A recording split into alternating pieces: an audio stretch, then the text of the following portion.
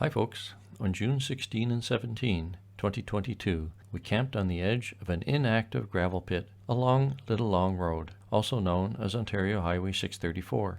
The road starts in Smooth Rock Falls, runs north to the Fraservale Abitibi Canyon area, then west-northwest to the Adams Creek Little Long Hydroelectric Generating Station.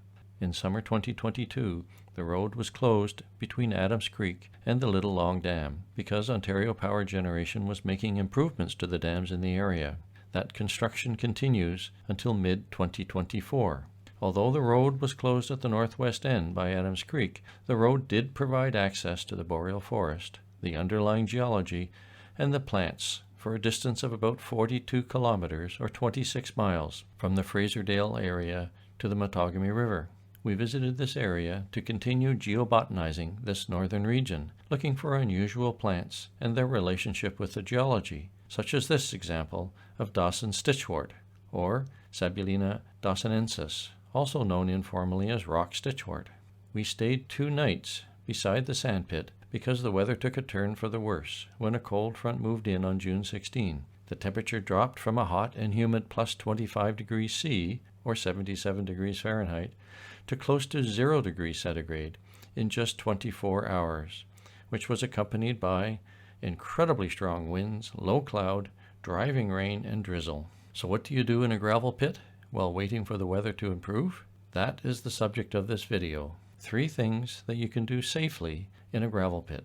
Now, just a warning, the audio for parts of this video are really bad because of the incredibly strong wind and my efforts to minimize that noise in post-production. I've done the best I can to remove the worst of the noise, but the audio is brutal in places. My apologies in advance. Enjoy, I hope. Well, good morning. It's Friday, June 17, and we are waiting for the weather to change. It was extremely windy yesterday. Lots of rain last night, windy through the night. Today it's still windy, but the wind has shifted. Yesterday was a southwest wind, and today the wind looks like it's west-northwest to northwest wind. The temperature dropped yesterday from plus 25 C, and this morning just checked, and it's down. It's 9.5 degrees C this morning. Drizzling. It's about 2 o'clock in the afternoon. If you're an optimist, I think the weather looks better. Nothing else. The wind has shifted entirely now to from the southwest to the north. There's our wind anemometer. So it tells us what direction the wind is blowing. The road here is almost east-west. Just watch which way the trees are blowing, and that's telling us the wind has shifted to the northwest and north. Temperature last time I looked outside was 12 degrees Celsius. The weather report, satellite weather report from InReach told us that it's going down to 4 degrees tonight, with a wind chill near 0, if you can believe that. Such is the weather of the north. So a new weather update, Friday, June 17, from the gravel pit. It's about 7:30 in the evening, and quite an interesting afternoon. At about 5 o'clock, between 5 p.m. and 5:30 p.m., the winds just died right down. Now they've come up a little bit now. The winds died down, the rain stopped, the clouds departed. And it's now a beautiful Friday evening.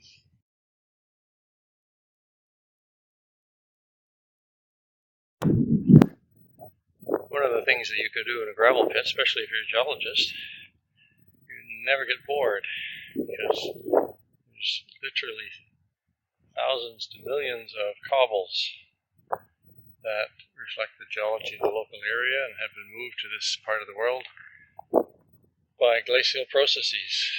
What you're looking in front of us probably has been modified by gravel extraction, so anthropogenic. But you can go and pick those cobbles and look through them, and you can begin to organize them. So geologists, like botanists and other scientists, always like to organize things. And in a very simple classification here, you can organize into three groups. This particular group contains granite-like rocks. Some are gneissic, which means they've been cooked and pressured. Others are also sense of gneissic texture but have big crystals. And others kind of look pink colored, and some look gray colored, gray and pink. So those are the old Canadian shield rocks that are at least 2,700 million years old. Next to it, next to those old Canadian shield piles, these are the lowland rocks. They're kind of a buff-colored limestone, dolostone. They show different textures. Some are broken up. There's some more broken up. I've seen fossils, rugose coral, for example, I've seen in some of the samples here. And occasionally, you actually find some rocks that are red-colored that I'm also assuming come from the lowland rocks. This one actually has what appears to be calcite crystals growing in holes. But the other rocks are kind of rusty red in color.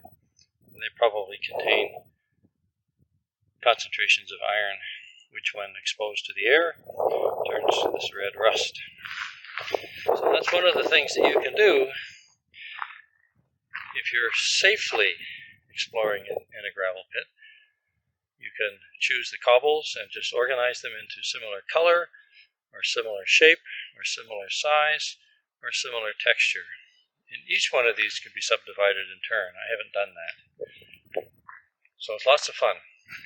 But just a word of caution, gravel pits are dangerous.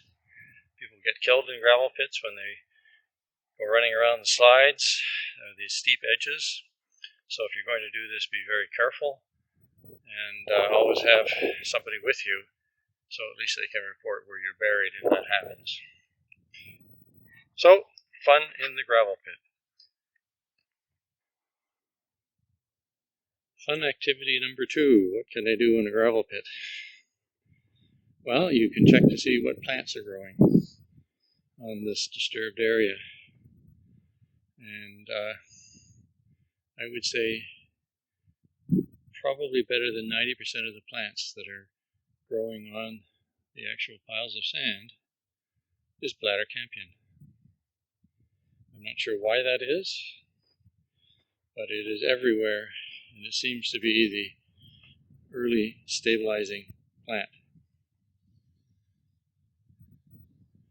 So that's fun thing to do, number 2.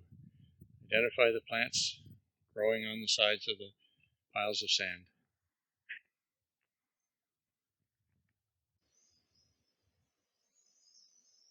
Fun things to do in a gravel pit, number 3. Look for animal tracks. And the one we're looking at here, although it's old, looks like a moose.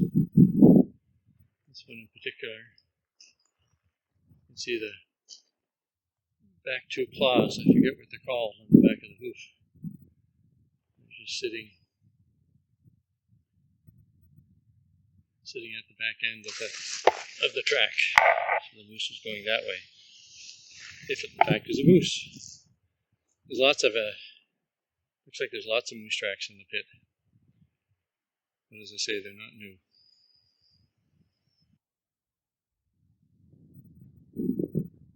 And here are some more tracks. These ones are much smaller. The tracks are all in a line. And although I'm no expert, the tracks are old, they look like canine tracks to me. Maybe a fox. They're not big like a wolf. Put my hand beside.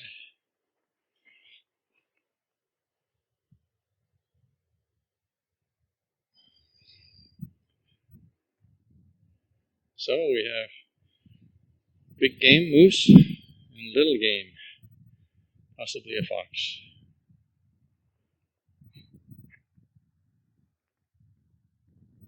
So those are 3 activities that you can do if you are voluntarily or involuntarily stopped in a gravel pit.